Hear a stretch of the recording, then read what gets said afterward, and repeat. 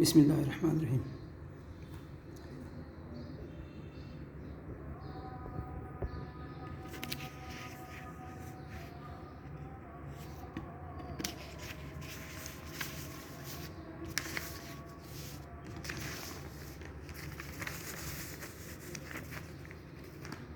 پیارے بچوں، السلام علیکم۔ امید ہے کہ آپ اللہ تعالیٰ کے فضل و کرم سے بخیر و عافیت ہوں گے۔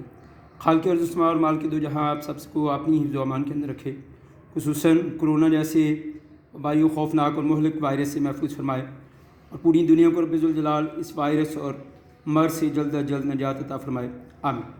ڈیئر اسٹوڈنٹس، آپ کو مطالعہ پاکستان کے جو نوٹس دیے گئے ہیں اس میں سے باب نمبر 1 کا سوال نمبر 5، 6، 7 تو آپ نے اسی طرح یاد کرنا تھا، اور وہ امید ہے کہ آپ نے یاد کر لیا ہوگا۔ اب آپ کو اس میں سے سوال نمبر 1 نئی کتاب کا وہ دیا جا رہا ہے، نظریہ کے ماخذ اور اس کی اہمیت۔ اس میں سب سے پہلے نظریہ کی ڈیفینیشن ہے۔ لفظ نظریہ اپنی تعریف اور معانی کے لحاظ سے ابتدا ہی سے سماجی دانشوروں کے درمیان اختلاف رائے کا باعث رہا۔ مختلف ادوار کے مکاتب فکر یعنی سوچنے والے، محققین یعنی تحقیق کرنے والے نے اسے آپ نے اپنے انداز کے اندر بیان کیا۔ معنی کے لحاظ سے نظریہ سے مراد سوچ یا مقصد ہے، جبکہ اصطلاحی معنوں میں نظریے کی تعریف اس طرح بھی کی جا سکتی ہے: کسی شے کو وجود میں لانے کے لیے ذہن میں جو سوچ، فکر اور نقشہ ابھرتا اور قائم ہوتا ہے نظریہ کہلاتا ہے۔ دوسری تعریف اس کی یوں ہے: کسی بھی مقصد کے حصول کے لیے بنایا گیا فکری خاکہ نظریہ کہلاتا ہے۔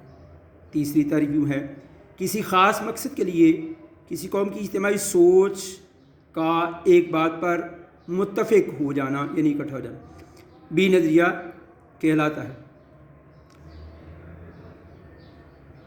اس کی ایک تعریف یوں بھی ہے: نظریہ سے مراد ایسا ضابطہ یہ پروگرام ہے جس کی بنیاد فلسفہ و تفکر پر رکھی گئی ہو اور انسانی زندگی کے مختلف پہلوؤں مثلاً سیاسی، معاشرتی اور تہذیبی مسائل کے حل کے لیے کوئی لاہ عمل بنایا گیا۔ اب ہے نظریہ کے ماخذ۔ پہلا ہے مشترکہ مذہب۔ یہ آپ نے اس کتاب کے اندر بھی پڑھا تھا۔ مذہب محض عبادات کا مجموعہ نہیں ہوتا، بلکہ وہ کسی قوم کی پوری معاشرتی زندگی کو متاثر کرتا ہے۔ 19ویں صدی میں برصغیر پاک و ہند کے اندر کئی ہندو تحریکیں مثلاً آریہ سماج اور برہمو سماج وغیرہ نے جنم دیا، جن کا مقصد ہندوازم کے اشاعت اور مسلمانوں کو نیچا دکھانا تھا۔ آریہ سماج کے بانی تھے پنڈت دیانند سرسوتی۔ اس نے حد کر دی کہ شدھی کے نام سے ایک پروگرام شروع کیا جس کا مقصد غیر ہندوؤں کو زبردستی ہندو یعنی شدھی، ہندو ذہن کے مطابق پاک صاف بنانا تھا۔ برہمو سماج کا بانی راجا رام موہن رائے بھی مسلم دشمنی میں مسلمانوں کے خلاف تقاریر کرتا تھا۔ کانگریسی دور حکومت 1937 سے 39 نے اس خیال کو مزید پختہ کر دیا کہ متحدہ ہندوستان میں مسلمانوں نے کے لیے اپنی مذہبی شناخت اور پہچان کا برقرار رکھنا مشکل ہوتا جا رہا ہے۔ دوسرا ہے مشترکہ سیاسی مقاصد۔ مشترکہ سیاسی مقاصد کی بدولت دنیا کی کئی اقوام نے اپنی آزادی کی جدوجہد کی۔ انگریزوں کی آمد سے برصغیر پاک و ہند میں جمہوریت کا تصور ابھرا، جس میں حکومتی نمائندوں کا انتخاب ووٹ کے ذریعے عمل میں آتا تھا۔ آبادی کے لحاظ سے مسلمان برصغیر پاک و ہند میں اقلیت میں تھے، لہٰذا حکومت میں مسلمانوں کا حصہ بھی تھوڑا تھا۔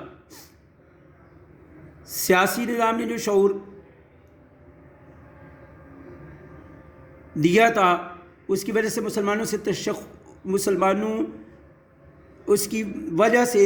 کا تشخص ابھرنے لگا۔ آگے مشترکہ تعلیمی مقاصد۔ مشترکہ تعلیمی مقاصد بھی کسی قوم کے نظریے کے ماخذ ہوتی ہیں۔ انگریزوں نے برصغیر میں قبضہ کرنے کے بعد ایسا نظام تعلیم متعارف کروایا جس میں انگریزی زبان کو مرکزی حیثیت حاصل تھی۔ اس میں مسلم علماء نے رد عمل کا اظہار کرتے ہوئے انگریزی زبان سیکھنے کو خلاف اسلام قرار دیا۔ بیشتر مسلمانوں نے نظام تعلیم کو رد کر دیا۔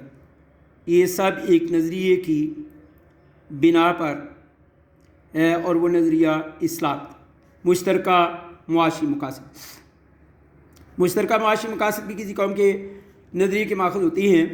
1857 کی جنگ آزادی کے بعد انگریزوں کی ہمدردی حاصل کرنے کے لیے ہندو انگریزوں کو یہ بات سمجھانے میں کامیاب ہو گئے کہ جنگ آزادی میں مسلمانوں کا کردار زیادہ تھا اور مستقبل میں مسلمان دوبارہ اس قسم کی کوشش کر سکتے ہیں۔ اس کے نتیجے میں انگریزوں کا رویہ مسلمانوں کے ساتھ سخت ہوتا چلا گیا اور معاشی طور پر مسلمانوں پر ظلم جاری کیا، مسلمانوں کو نظر انداز کر دیا۔ ان تمام وجوہات کی بنا پر مسلمانوں کے لیے کاروبار اور تجارت کے مواقع ختم ہو گئے، لیکن انہوں نے اپنے نظریے کو نہ چھوڑا۔ پانچواں اور آخری ہے مشترکہ ثقافتی مقاصد، ثقافت کلچر سے۔ مشترکہ ثقافتی مقاصد کی بنیاد پر کسی قوم کا نظریہ وجود میں آتا ہے یا جنم لیتا ہے۔ انگریزوں کے ہندوستان پر قبضے کے وقت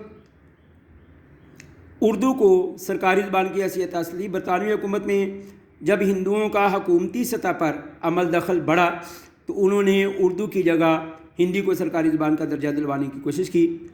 اردو چونکہ عربی رسم الخط میں لکھی جاتی تھی، لہٰذا اسے اسلام اور مسلمانوں کے قریب تصور کیا جاتا تھا، جبکہ ہندو دیوناگری رسم الخط میں لکھی جاتی تھی۔ لہٰذا ہندوؤں نے اردو کی جگہ ہندی کو سرکاری زبان کا درجہ دینے کا مطالبہ کیا۔ مسلمانوں کو ہندی پڑھنے لکھنے پر عبور حاصل نہیں تھا۔ ہندوؤں کے اس عمل نے مسلمانوں کو یہ سننے پر مجبور کر دیا کہ وہ متحدہ ہندوستان میں اپنے تشخص کو مزید برقرار نہیں رکھ سکتے۔ آگے نظریے کی اہمیت، پوائنٹ وہی ہیں جو آپ نے پرانی کتاب کے اندر پڑھے تھے۔ میں نے ان کو اس طرح کیا ہے، نظریہ لوگوں کی سوچ کی عکاسی کرتا ہے اور اقوام اسی وجہ سے زندہ نظر آتی ہیں۔ دوسرا پوائنٹ ہوگا نظریہ انسان کے ایک دوسرے کے ساتھ قومی حقوق و فرائض کی وضاحت کرتا ہے۔ تیسرا ہے نظریہ قوم کو متحد رکھنے میں مددگار ثابت ہوتا ہے۔ چوتھا ہے نظریہ مقاصد کے حصول کے لیے ہر قسم کی مشکلات کا مقابلہ کرنے کی طاقت بخشتا ہے۔ پانچواں ہے نظریہ مقاصد کے حصول کے لیے جد و جہد کا جذبہ پیدا کرتا ہے اور مقصد کے حصول کو یقینی بناتا ہے۔ چھٹا ہے نظریہ انقلاب کو جنم دیتا ہے اور اس کی وجہ سے نئی راہیں نکلتی ہیں۔ ساتواں کوئی بھی نظریہ فوراً وجود میں نہیں آتا بلکہ اس کے پیچھے واقعات کام کر رہی ہوتی ہیں۔ آٹھواں ہے عام طور پر نظریہ معاشرے کے پسماندہ لوگوں میں محرومی کو ختم کرنے کے لیے وجود میں آتا ہے۔ اسے یوں بھی کہہ سکتے ہیں کہ مشکل حالات اور سماجی دباؤ نظریے کو جنم دیتے ہیں اور معاشرے میں مشکلات کے شکار لوگ اس کی طاقت بنتے ہیں۔ جس طرح امریکہ میں سیاہ رنگت کے لوگوں نے مساوی حقوق کے حصول کے لیے جدوجہد شروع کی تو ان کا نظریہ مساوی حقوق کے حصول کا تھا۔ ایک لمبے عرصے تک بنیادی انسانی حقوق سے محرومی نے ان میں مساوی حقوق کے حصول کے لیے ایک نظریے نے جنم دیا۔ اسی طرح برصغیر پاک و ہند کے مسلمانوں نے اپنے سماجی اور سیاسی حقوق کے حصول کے لیے جب جدوجہد شروع کی تو اس کی وجہ انگریزوں اور ہندوؤں کا ظالمانہ رویہ تھا، جس نے مسلمانوں کے اندر آزادی کی لہر پیدا کی اور مسلمانوں کے لیے علیحدہ وطن کے لیے نظریہ وجود میں آیا۔ آخری پیراگراف ہوگا، لہٰذا ہم کہہ سکتے ہیں کہ ہر نظریے کے پس پردہ تاریخ، روایات، رسم و رواج، مزاج، نفسیات اور مذہب جیسے عناصر شامل ہوتے ہیں۔ یہی عناصر کسی بھی نظریے کی اہمیت کو اجاگر کرتے ہیں۔